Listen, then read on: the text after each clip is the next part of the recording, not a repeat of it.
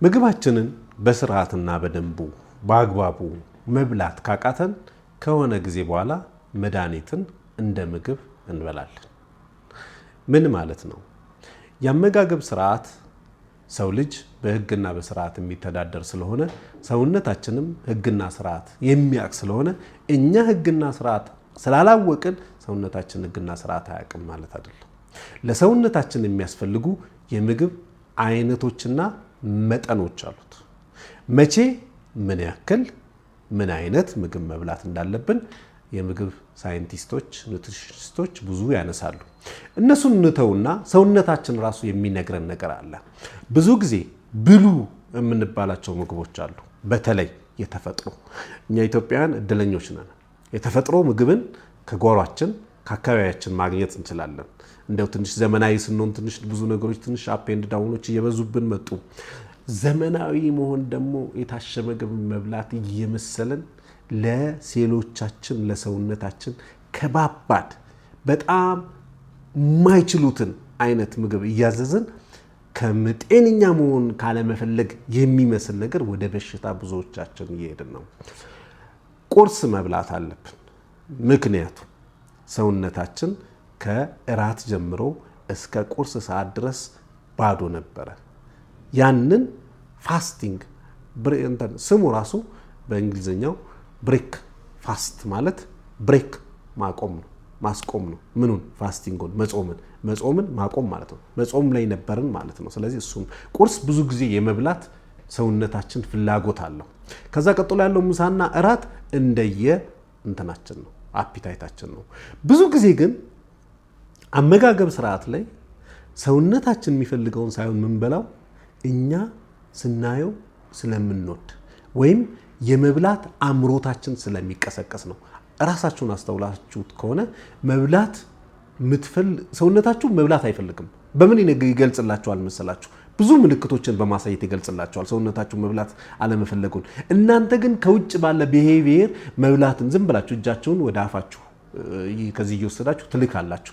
ሰውነት እየሞላ እንደሆነ ግን እየነገራችሁ ማለት ነው። ምን ብታደርጉ ጥሩ ነው? በነገራችን ላይ ሰውነታችን በቀን 3 መብላትን አይወደውም። 3 መብላትን ሰውነታችን ነው የሚለው። ለዛ ነው በጾም ጊዜ ሰውነታችን ጤነኛ ይሆናል።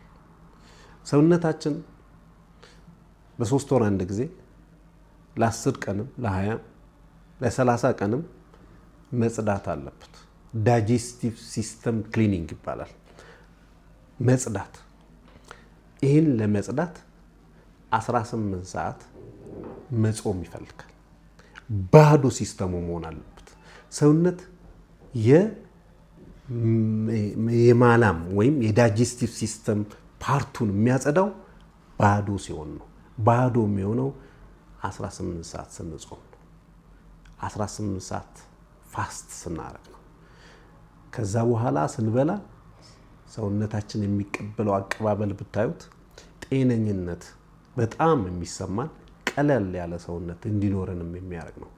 ብዙዎቻችን ምግብን እንደ ሸክም ነው ሰውነታችን ላይ የምንልከው። በነገራችን ላይ ስንወለድ 3 ኪሎ አካባቢ ነን ኖርማል የሚባለው። ከዛ በኋላ 60፣ 70፣ 50 ኪሎ የተሸከምነው ምግብ ነው፣ የበላነው ምግብ ነው እኛ ውስጥ እየተሸከመ ሄደው። በሌላ አባባል የበላነው እንጀራ ከሆነ ሰውነታችን አሁን እንጀራ ነው ማለት ነው። የሆነ ሲስተሙ ተቀይሮ ነው ከነዚህ ከካርበን፣ ከሃይድሮጅን፣ ከኦክሲጅን፣ ከናይትሮጅን እነዚህ ዋና ዋና ኤሌመንቶች ወይም በትልቁ ደግሞ ስናወራ ከካርቦሃይድሬት፣ ከፕሮቲን፣ ከፋቶች ጋር ከዛ ተገንብቶ ነው የመጣው። ሙዝ አለ ሰውነታችሁ ላይ ተሸክማችሁት የምትዞሩት፣ ብርቱካን አለ፣ ስጋ አለ፣ እንጀራ አለ፣ ወጥ አለ። ያ ሁሉ ተሸክሞ ነው ሰውነት የሚሆነው።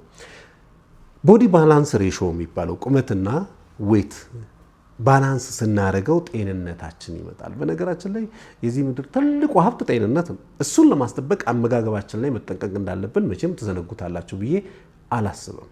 አመጋገባችን ዝም ብለን አሁን በዚህ ዘመን የመጣ ራስን የማጥፋት ነገር አለ። ምን የሚባል መሰላችሁ? ይሄ ከስጋ ጋር በተያያዘ በጣም ወይም ደግሞ ይሄ ከታሸገ ምግብ ጋር በተያያዘ በጣም ለአፋችን ብቻ ለምላሳችን ብቻ መጣፈጥ ወይም ስጋን አምሮት። ስጋ ሰውነት በሳምንት አንዴ ነው የሚፈልገው። እቅጮን ልንገራችሁ፣ አንዴ ይበቀዋል ከስጋ ላይ የሚገኝን ነገር ለመጠቀም ከዛ በኋላ ያለው ሰውነታችሁ ውስጥ እየጠቀማችሁ ሀብትን መለኪያ የምታደርጓላችሁ ቶታሊ የኪስ ሀብታም ሆናችሁ የጭንቅላት ድሃ የሆናችሁ ናችሁ። እንደዚህ አይነት የምታስቡት ሀብት ማሳያ ስጋ መብላት አይሆንም። ስጋ ስለበላችሁ ሰውነታችሁ ጤነኛ አይሆንም። ሰውነት የሚያውቀው ከኦርጋኒክ ምግብ ጋር ያለውን ነው። ሰውነታችን ኦርጋኒክ ነው። እኛም የምንበላው ኦርጋኒክ ከሆነ ኮምፓተብል ይሆናል። እንደዛ ካልሆነ ግን ኮምፓተብል አይሆንም። ኮምፓተብል ማለት ፊት ማድረግ ነው። ሎክ ኤንድ ኪ ማለት ነው። ፓስወርዱን ያገኘችበት ኤሌክትሮኒክስ ማቴሪያል ማለት ነው። በቃ መክፈት መዝጋት ትችላል። ኮምፓተብል አይደለም። ሴሎቻችሁ የማትፈልጉትን ምግብ በተለይ የታሸገ ምግብ በፕሪዘርቫቲቭ የበለጸገ በማቆያ ማለት ነው እንዳይበላሽ ለብዙ ጊዜ እንዲቆይ ፕሪዘርቫቲቭ ይደረግበታል። ጣዕሙን እንዳይለቅ በጣም ብዙ ነገር ይጨማመርበታል። ይህንን ወደ ሰውነታችሁ ስትልኩት ሰውነት ይጸየፈዋል፣ አክሰፕት አያደርግም። ይህንን ስናደርግ ሰውነታችን በብዙ መንገዶች ምልክት ይሰጣቸዋል። ካንሰር ከመምጣቱ በፊት በብዙ ምልክቶች ፌሌሪቲ፣ ኦርጋን ፌሌሪቲ፣ ኩላሊት ፌሌሪቲ፣ ሊቨር ፌሌሪቲ፣ ልብ በትክክል አለመስራት፣ ስፕሊን በትክክል አለመስራት፣ አንጀቶች በትክክል አለመስራት፣ መብገን፣ የአንጀት መብገን የምናምን ምልክቶቹ ናቸው። የምትበሉት መርዝ ነው። ለምላሳችሁ ጣፋጭ ሆነ ብዙ ጊዜ ለምላስ ጣፋጭ ሆነ ለሆዳችን መርዝ ነው፣ ለሰውነታችን መርዝ ነው። ሴል ውስጥ መግባት አይችልም። እዚህ ጋር ጣፍጦ ነው የዘመናዊ ማኒፋክቸሪንግ ወይም ካፒታሊዝም አሁን እያደረገ ያለው ምንድነው? ገበያ መር ኢኮኖሚ ነው ያለው። መሸጥ ነው በቃ መሸጥ። ግዙኝ ግዙኝ ግዙኝ፣ ምግብ ግዙኝ፣ ልብስ ግዙኝ፣ እንትን ግዙኝ፣ ቁስ ግዙኝ፣ መኪና ግዙኝ፣ ቤት ግዙኝ ነው። እናንተ ምግብ እንደዚህ ስለተተዋወቀ ብቻ ተገዛላችሁ። መጥቶ ምን ይሰራል? እኛ ጋር እዚች ጣፋጭ ይሆናል። ከዚህ በታች አይወላችሁ። ከየትኛውም ኬክ ቤት ጣፋጭ የምትሉትን ኬክ ግዙ። ከየትኛውም ዳቦ እንደም ከዳቦ የሚወረደ በጣም የወረደ ስላችሁ በቃ ብዙ ጊዜ በሕፃንነታችን ሽልጦ ምናምን ላችሁ ብሉ። ከዚህ በታች እነዚህ ኬኮችም ሽልጦችም እኩል ናቸው።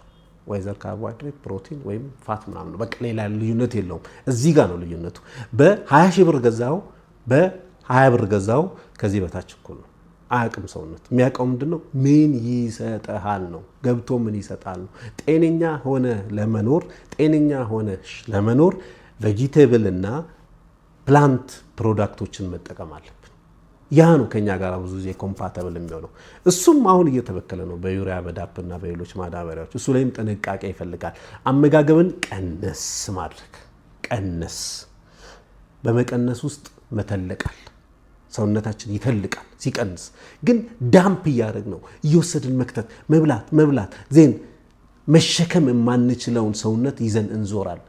አጥንታችን መሸከም አይችልም። አንዳንድ ሰውነታችን ስጋው አጥንታችን መሸከም አይችልም። ቢኮዝ ከአቅም በላይ ያሸክመነዋል። ኦቤሲቲ በአሜሪካ በብዙ መቶዎች ሚሊየን የሚቆጠሩ ሰዎች በኦቤሲቲ እየተሰቃዩ ነው። ምክንያቱም በዛ፣ ከልክ በላይ መብላት በዛ።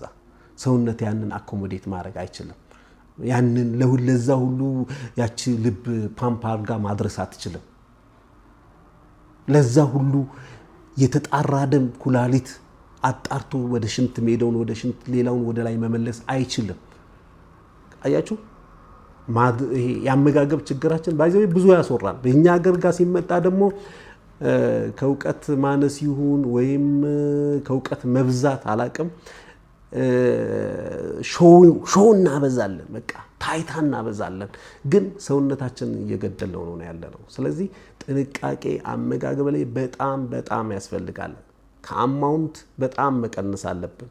ከአማውንት እንደገና ደግሞ ከጥራት ላይ ማዘንበል አለብን። ጥራት ስላችሁ አም ኖት ሴይንግ ውድ ስለገዛው ያ ነገር ጥሩ ነው ማለት አይደለም። እሱ አይደለም እያለን ያለነው ኦርጋኒክ ነው ወይ አይደለም ነው። ፍሬሽ ነው ወይ አይደለም ነው።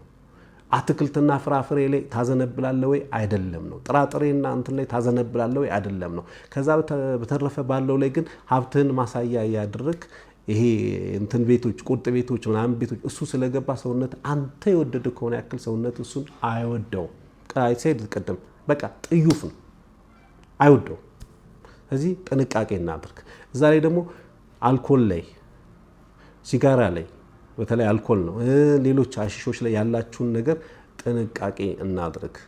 ራሳችን በራሳችን እያጠፋን ነው። በተለይ ደግሞ አሁን የማታው ፕሮግራም በብዙ ሰዎች ዘንድ እየበዛ ነው። ማታ ላይ ያለው አንድ ድምፅን በመበከል አይምሮን ማጥፋት ማንዘር ከልክ በላይ ድምፅ ያለበት ቤት ውስጥ ገብተን አይምሮአችን እንዳይሰራ አድርገን ከዛ በኋላ ከልክ በላይ አልኮል ወስደን ሱሳይድ የምናደርግ ሰዎች አለን።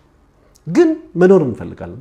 በጣም የምናደርጋቸው ኮንትራዲክት የሚያደርጉ ነገሮች ማለት ነው። መኖር እንፈልጋለን፣ ነገር ግን ራሳችን በራሳችን እያጠፋ ነው ያለ ነው። ስለዚህ እሱም ጋር ሌላ ጊዜ እንመለስበታለን። በመጠጥ ላይ ያለውን ቢኮዝ ኢት ኢዝ በጣም ቶክሲክ የሆኑ በጣም ለሰውነታችን መርዛማ የሆኑ እንጠቀማለን። ሰውነት በተለይ ጉበት በጣም ብዙ ስራ ከ50 ከ60 በላይ ስራ ይሰራል ጉበት። ከነዚያ ውስጥ አንዱ ዲቶክሲፊኬሽን ማድረግ ነው። እኛ የጠጣነውን መርዛማ የሆነ መጠጥ እሱን ማስተካከል ነው። ወደ መርዛማውን ቆርጦ አውጥቶ በሽንት ማስወገድ፣ ሌላውን ወደ ሰውነት ውስጥ ማስተካከል። ከልክ በላይ ብዙ በሰጠው ቁጥር ከሆነ ጊዜ በኋላ ጉበትም በቃኝ ይላል።